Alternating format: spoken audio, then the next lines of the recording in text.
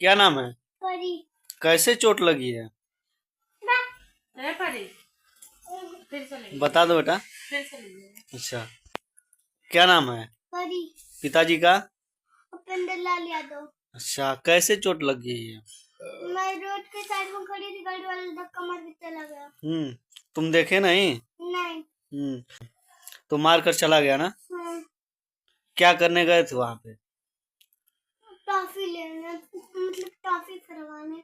अच्छा, टॉफी फरवाने। और मम्मी कहाँ थी? मम्मी पंडित जी की दुकान पर थी। क्या कर रही थी? सब्जी ले रही थी।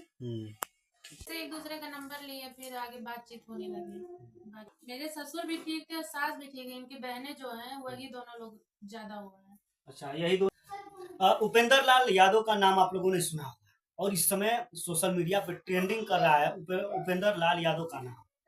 और आज उनकी बीवी हैं हमारे साथ। और आपको बता दें कि इस वक्त उपेंद्र लाल यादव इस दुनिया में नहीं। उनका एक्सीडेंट हुआ था और एक्सीडेंट होने के बाद उनका डेथ हो गया। डेथ होने के बाद आखिरकार जो है परिवार इनको बहू मानने के लिए तैयार नहीं। अब यहाँ से कहानी थोड़ी सी हम पीछे लेकर चलते हैं कि आखिरकार कैसे उपेंद्र लाल यादव का और तन्नू जी का दोनों लोगों का संपर्क हुआ। उसके बाद आगे और कहानी बताएंगे कि आखिरकार इस वक्त क्या चल रहा है। पहले जो है कि आप लोगों का मुलाकात हुआ। हम लोग का शूटिंग चल रहा था, तो मैं इनके जाने पे लेके गई मैं काम करने। कहाँ चल रहा? मऊ में। मऊ में ही। तो यहीं से मुलाकात हुआ। तो फिर कैसे बातचीत आगे बढ़ा? जैसे एक दूसरे का नंबर लिए, फिर आगे बातचीत होने लगी। बातचीत होते होते 1 साल चला, फिर उसके बाद शादी की बात आई। कब की लगभग यह बात? 2018 में हम लोग मिले और 2019 में हम लोग शादी कर ली। अच्छा, तो 2019 में आप लोगों ने शादी किया, तो कब और कहाँ किया? मैं शीतला मंदिर में शादी की थी। शीतला मंदिर में जी। कुछ है प्रमाण आप लोगों का शादी करने का? प्रमाण तो अब नहीं है, लेकिन जैसे परिवार रजिस्टर में नाम है, राशन कार्ड में नाम है, और उसके बाद बच्ची हुई थी वो है। अच्छा, तो यानी कि रजिस्टरों में नाम जो है कि हो गया जी। और वही करवाएं कि आप करवाएं? नहीं, मेरे हस्बैंड नहीं करवा। मैं करवाने जाती तो हो भी नहीं पाता।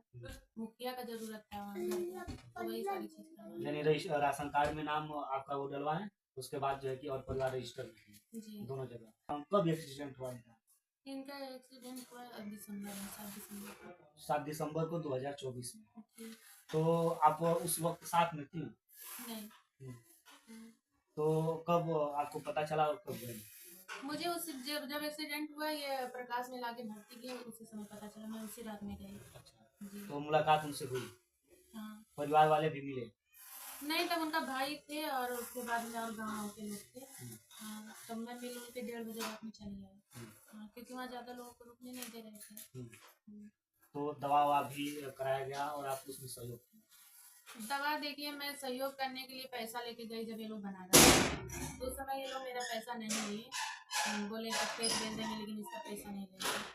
हाँ, मेरे साथ बहुत ज़्यादा ये लोग किए कि जैसा लग रहा था उन लोगों को पता था कि मर जाएगा तो ये हिस्सा लेंगे, इसलिए मुझे शामिल नहीं कर रहे थे। क्या रीजन है वही लोग बता सकते हैं। तो फिर उसके बाद कितने दिनों तक भर्ती रहा? लगभग 2 महीना। 2 महीना तक। 2 महीना में बीच बीच में आप लोग अब जाते थे? जी, मैं 2 बार गई थी बनारस, एक बार मैं। तो इनसे मुलाकात होती थी? हाँ। कुछ बोलते थे कभी? जैसे बोलने वाले पे पूरा कोशिश करते थे बोलने के लिए, उसके बाद आँख वाँख झपकाते थे बोलने पे, जैसे लगता था कि कुछ बोलना चाहते हैं। लेकिन बोल नहीं पाए? नहीं। जब से एक्सीडेंट हुआ उसके बाद एक शब्द आपसे नहीं बात।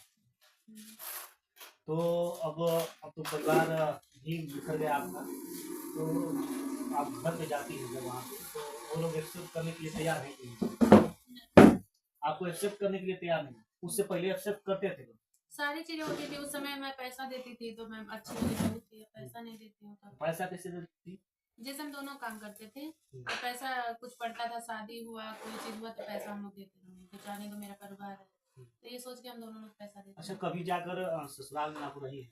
हाँ, मैं बहुत बार गई हूँ, बहुत बार रही हूँ।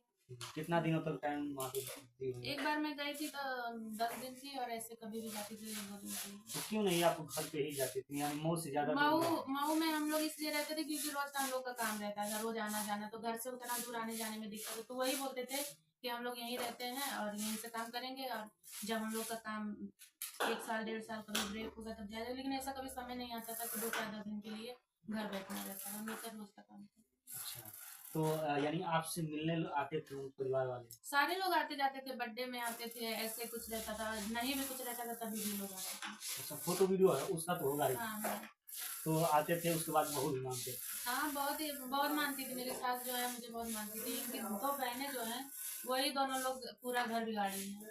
अच्छा, जी तो यानी पिताजी यानी आपके जो ससुर है वो और सास दोनों तो लोग तैयार है माने?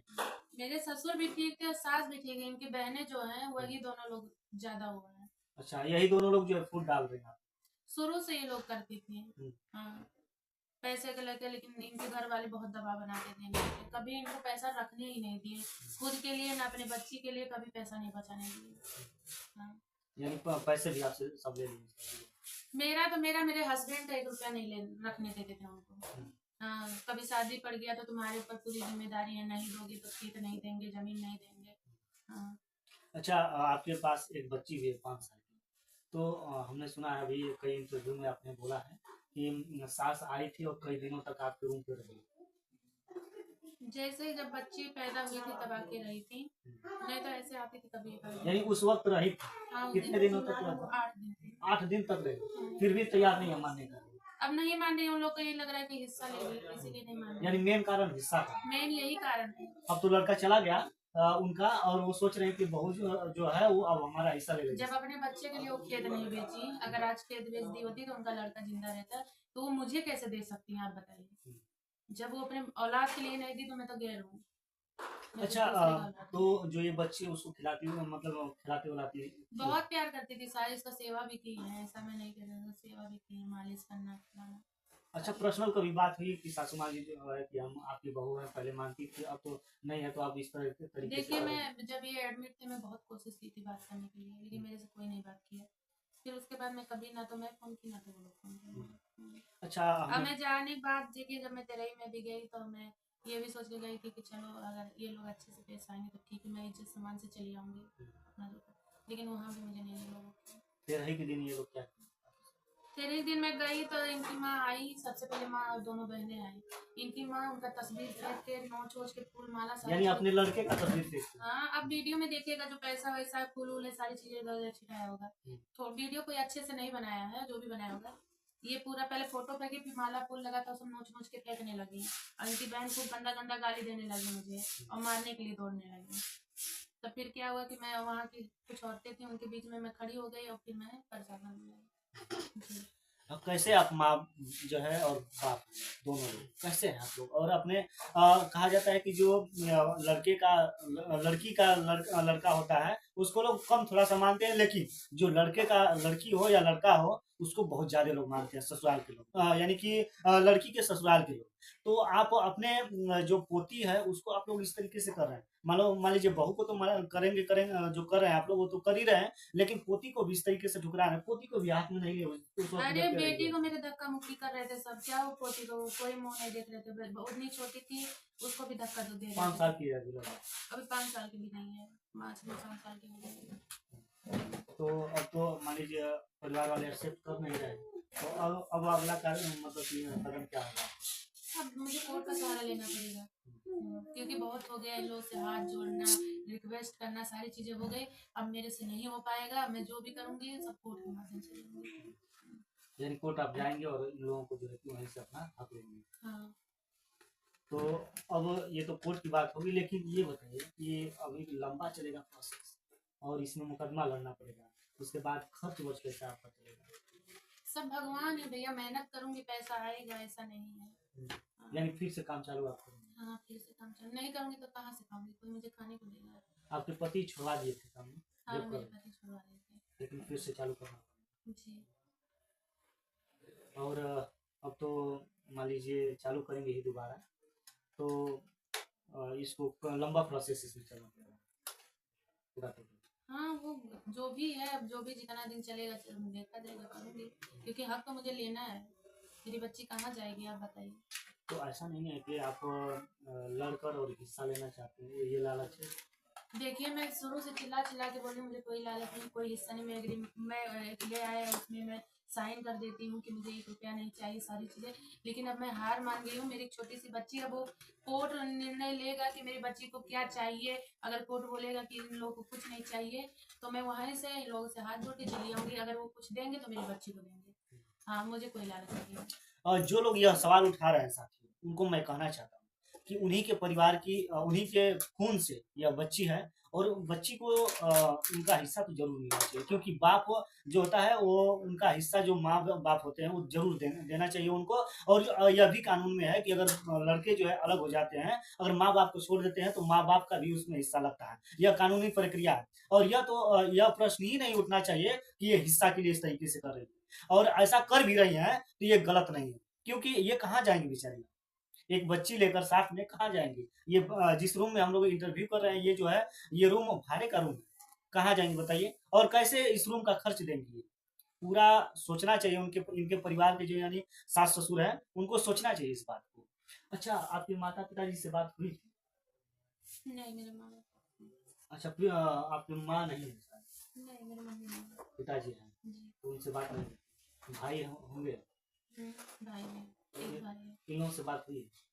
नहीं, अब अपनी मर्जी से शादी की थी तो सब। यानी लव मैरिज में सब छूट गया। हाँ।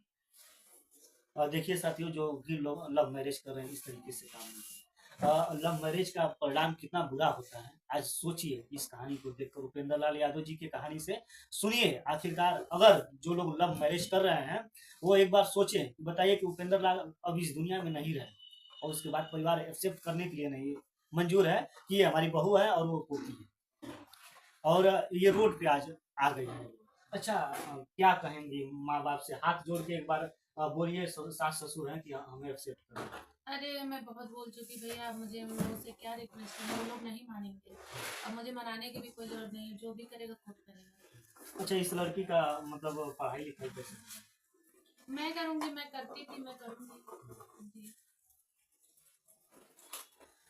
अच्छा, एक चीज और है कि जो गाना करते थे उपेंद्र लाल यादव जी, उसका पैसा अभी कहीं फंसा है, या जो है कि अभी मिलने वाला बाकी है, तो उससे भी खर्च चल सकता है? देखिए, गाना तो बहुत जगह है, लेकिन अब लोग फायदा उठा रहे हैं। देखिए, दुनिया भर का गाना रिलीज कर रहे हैं, पता नहीं चला कौन कर रहा है, कहाँ से हो रहा है, ये सारी चीजें कुछ पता ही नहीं चल रही। इनका खुद का चैनल है, वो भी नहीं मिल रहा है। चैनल भी खत्म हो गया है चैनल, लेकिन दूसरा कोई रखा है, दे ही नहीं रहा है। क्या नाम से चैनल है? उपेंद्र लाल ऑफिशियल। इस नाम से चैनल है, जी। पैसा भी उस पे आता था? हाँ, आता है।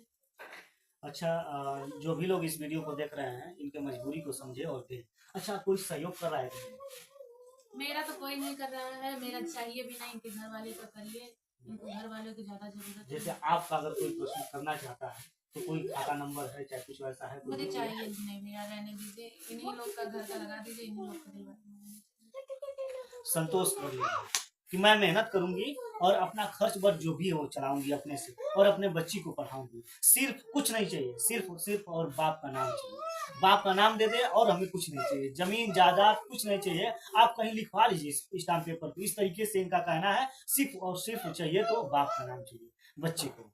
और चलिए साथियों, जो है इनको आप दुआ दीजिए, और इनका सहयोग करने के लिए तो बोले हैं, लेकिन ये उसपे भी संतोष कर लिए हैं कि हमारा सहयोग मत करिए, उनके माता पिता का ही सहयोग करिए।